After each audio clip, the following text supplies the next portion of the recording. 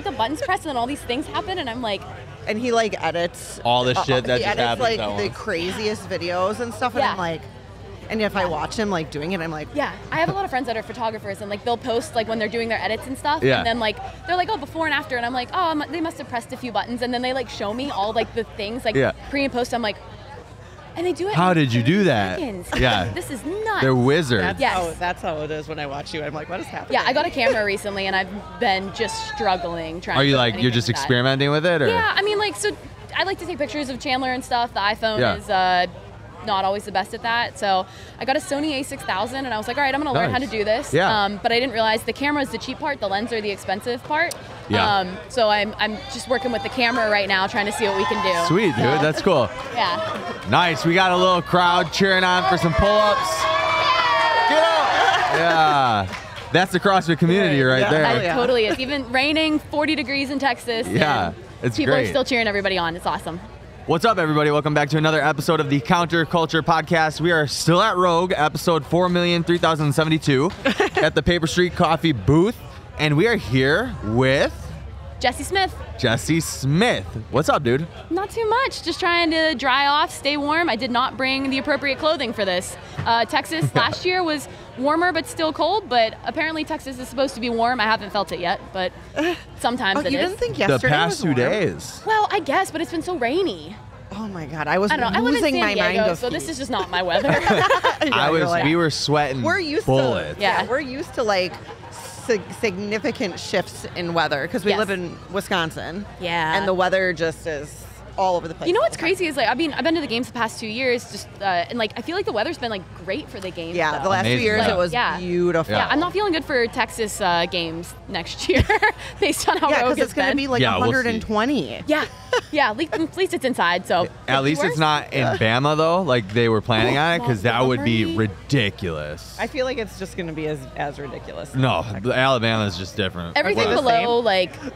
I'm from Pittsburgh, so everything below Pittsburgh is like southern to me. So I'm just like, everything southern, it's over 100 degrees all the time, 99% humidity, and I don't go there. So yeah.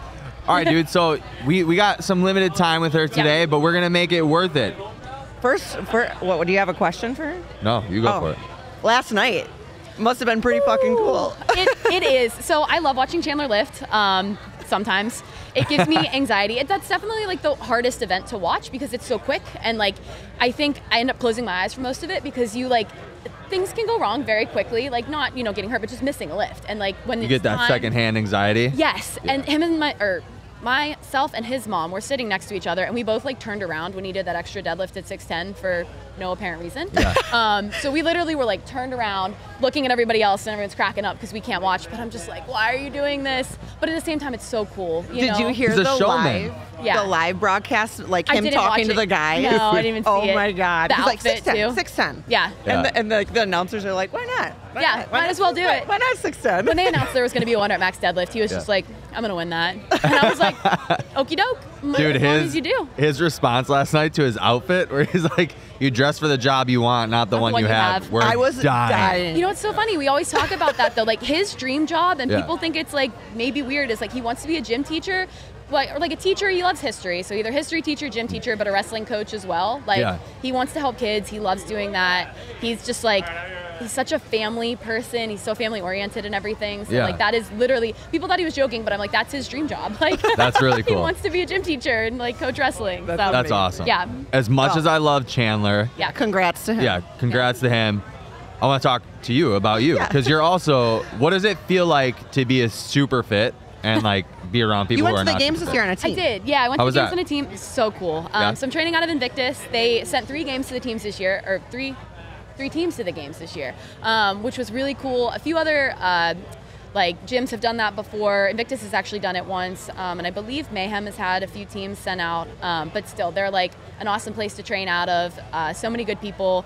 So yeah, it was my first year. I did semifinals the previous 2 years as an individual. Nice. And I like team. I grew up playing team sports, so it really made more sense for me to do the team aspect of everything. So could not turn down the opportunity this year, and had a really, really good time. But the one guy on our team did get hurt on Saturday, so our weekend was cut a little bit short. Yeah.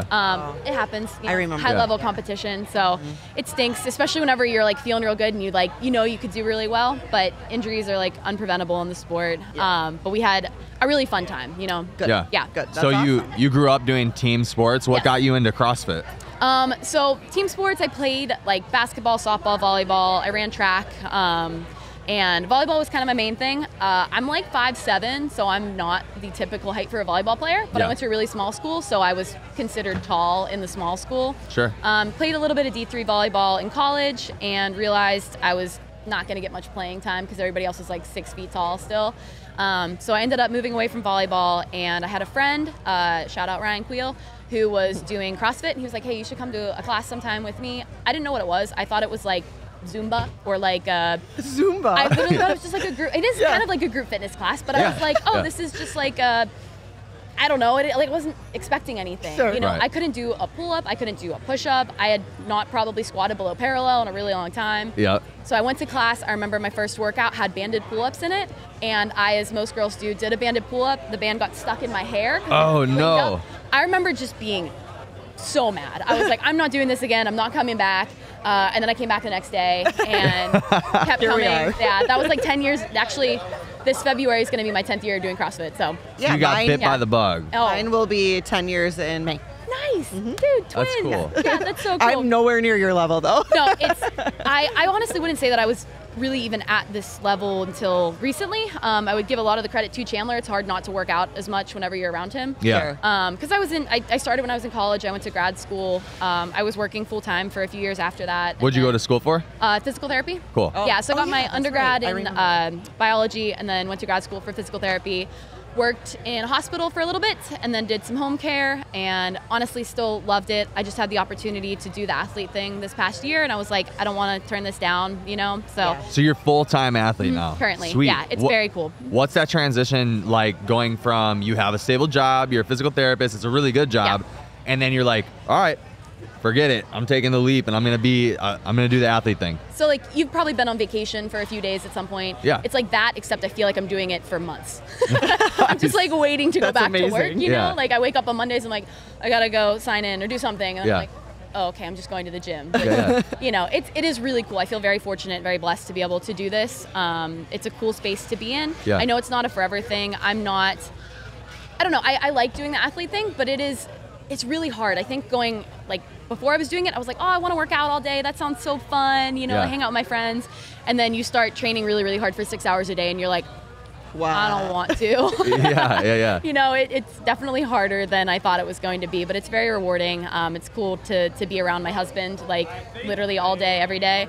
And also just, like, the friends that you make and things like that. You learn a lot about yourself as well. So I'm definitely having a good time. I would like to get back to actually, working with others and, like, helping other people get better at some point. But for the time being, this is pretty cool. Have you hit a point at all during this journey where you're like, it's starting to feel like a job, or does it always just feel good? For sure. I think the first couple months, like, definitely felt like vacation. Yeah. But a lot of people know in the CrossFit space, like, you're more of an influencer whenever you're getting paid, because you don't really make money through CrossFit unless you're winning the games or winning Rogue and things like that. So for a decent amount of us who are full-time athletes, it's more being Instagram influencers and being on social media. Yeah. Which is... You just pull that just a little closer. closer, sorry. Yeah, you're good. Fading away. you're good. You're good. Which is really fun. I enjoy social media. I've always kind of been, like, have a presence on there, I guess. I like being able to meet new people, connect with people. Like, there's a lot of people I know from Instagram that I meet at events and everything, and That's it's cool. really, really cool to actually, like, put actual faces to the names that you see. Yeah. So I would say, like, having social media as, like, part of a job is a little bit tougher, but it's fun. It's rewarding. Have you had to, well, I guess if you've been on social media beforehand, have you found that you've had to make a brand outside of just being an athlete in order to make it more of a job? Yeah, Yeah? that's a really good question. I do think that you want to almost be different than other people on social media, Yeah. because I think we're all doing the same thing. We're all training for 6 hours a day, and, like, you want to just keep posting fitness content and your workouts, and, like, that does work up to a point, but you also still want to I don't know, express part of yourself and like something else that makes you a little bit more relatable. Something I feel like has worked for me, but it's also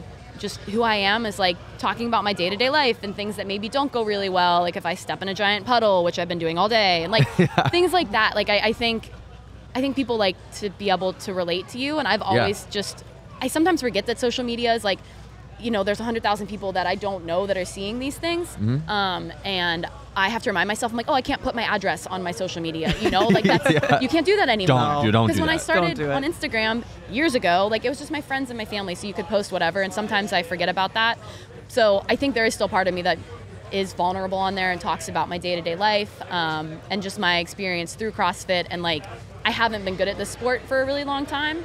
I think there are some people who are very fortunate that like they have a background in gymnastics or Olympic weightlifting and they can like start CrossFit and in 2 years they're making it to the games. Like I've been doing it for 10 years and I just made it to the games last year on a team, So I think that's a different aspect to see. And also talking about like music or reading or things like that, not just being an athlete and being a human being is kind of what I try to personify on social media. That's cool. That's really cool. I think people like that and enjoy, being authentic. So. Yeah. What are some of the biggest struggles that you've had during this journey so far? I would say adjusting to training volume has been kind of hard. Yeah. I used to work out, like I used to just go to class once a day. That was beautiful. And then I started training a little bit more, like maybe 2 hours a day. And then once I stopped working and started training, going from 2 to 6 hours of training a day is like really a big change. 3 times the amount of volume. So just getting used to that was pretty hard. You titrated up slowly? Is that what you did, or were you just like, no, I just went right in. All right, perfect. I was like, this is what Chandler's doing. I could do that. I could not do that. So we had some updates and some down days, but I think learning how to like eat more, sleep better, like there's a lot that goes into it, because you can't do as much as you want to. Like even just trying to be like social with your friends and stuff when you're that tired is really hard. So trying to find a balance of like being a normal human being, but also training has definitely been really hard. And I also try to be like as much of a supportive partner, obviously, as I can to Chandler. And so like, whether that's like helping to cook, I'm very bad at cooking, or, just like helping him with things too. So it's the balance of having that life shift was definitely the hardest thing I've done so far. And it's still a learning journey. It's still a process. So what's it like balancing both of your guys' CrossFit careers together? Like 2 games athletes in one household has got to be really tough. There's not a lot of them, right? There's not a lot. But what's really great? Jen and Sam Dancer are one of the OG like CrossFit couples. And did she make it to the games too? They were on the team together. Yeah, they didn't know that. Won or came in second. I'm sorry, I don't remember that. But like they podiumed together on a team. Wow, that's cool. Yeah, so like, and they spend their training season in San Diego. So like we got to hang out with them the entire time they were there. And I think being around other couples who are able to balance that, like you really learn a lot from them. So we're really fortunate to have a lot of friends around that teach us how to be good partners and, you know, exist in that space. But it is hard. And I think I always say like CrossFit is a selfish sport because you need to be like, what do I need right now? I have to do this training. I need to get a massage or do whatever and things like that. But also being married to someone who's also a professional athlete, you have to be selfless. So it's really a give and take of learning how to be selfish and selfless all at the same time, which is really hard. And I think in my previous job, like as a physical therapist, you have to be very selfless because it's helping others. And so I think when I started in the sport, I was like more selfish than I needed to be. And so I needed to figure out what my balance was of still helping him and helping myself. So he was really good at it right from the beginning. I think just because he was in the military and he knew how to like help others and like be in a group. He had a pretty quick balance with it. But like I said, still a learning process, but we're finding a good way to make it work. That's good. Yeah. Cool. Well, we're getting to that 15-minute mark, so we're going to just close out with you and let you get back to supporting your husband. Ask her the 3 questions. We have 3 questions that we ask people. 3 questions we ask everybody. Okay. So lately it's kind of been, what is the biggest goal this year, but since the year's almost over? The next like 12 months, I guess. What is your biggest goal in the next 12 months? I actually probably going to answer this in 2 ways because I would say I have a professional goal and a personal goal. Nice. So professionally, I would say I want to go back to the games on a team. I want to finish top 10 on a team. Currently, it seems like we're probably going to get together a pretty good group that we could maybe make that happen. And so that's, I'm going to put that out there. top 10 on a game Heck this year. Yeah. Top 5 if I'm really pushing it. But and then I would say personally, I want to continue just developing my selflessness as a partner, and to keep, putting marriage first. Even though I have like the professional goals that I want, I also still want to be a wife before any of those things, because that's what really matters in the long run. So that would be my personal goal. Nice. Awesome. Yeah. So then what are you willing to sacrifice to reach those goals? That's a tough question. I think I've learned a lot this past year of what I need to sacrifice for that. And I'm really fortunate to have a lot of friends that are in the same space that I am. So I would say a lot of my like social time is kind of sacrificed. But I get to see a lot of my friends at the gym. So it's like I kind of mix those two. But the social time kind of takes a back burner. I mean, Chandler and I don't go on like a lot of vacations or dates or things like that. Sure. We took a vacation to Madrid after we competed in Spain. So we hung out there for a few days after. But I would definitely say that the social side definitely takes a back burner. And I think that would be probably where I'm ready to make sacrifices at. I would put the personal goal over the professional one. So Sure. anything like Chandler needs me to do, I would definitely like put that first. So. You guys already have the ring, so you're stuck. Yeah. I know, that's true. So then the follow-up question is, I think you kind of touched on a little bit, is what are you not willing to sacrifice? Yeah, so I'd say the same thing. Like my relationship with Chandler is like the most important thing in my life. And I think having that, and especially with how he is and how we are together, like it keeps us reaching our professional goals as well, because we're both same mindset, So like I think truly having that come first keeps me in line to have everything else work out. So yeah, amazing. Sacrifice Dude. that. Yeah. Great. We appreciate your time, dude. Yeah. Thanks so much for joining us. One last question. Yeah. 444. Oh, okay. Man, I know. I kept looking at it. I was like, I keep forgetting to have the necklace on. So, have you heard of angel numbers before? 100%. Okay. So, whenever I was in Spain, I was on a team and we got 4th place 3 times in a row, and I was like, wow. oh, that's weird. And so my one friend that I was with, Sydney McLeish, and she was like, oh, that's probably like your angel number, and I was like, what? What the heck is that? And she was like, basically, if the angels are trying to like give you something or show you something, you'll see a lot of the same number. Like a lot of people that notice 1111 or like 222, something like that.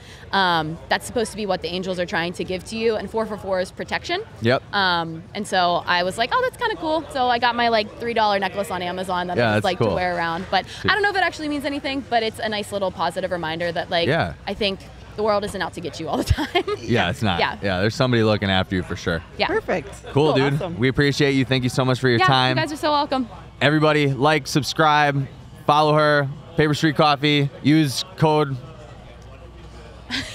Rolo for her 10, 15% off, something like that. A little ghost in the corner. And support your boys. Thanks so much. Cool. See you in the Bye, next guys. one. Dude. Thank you.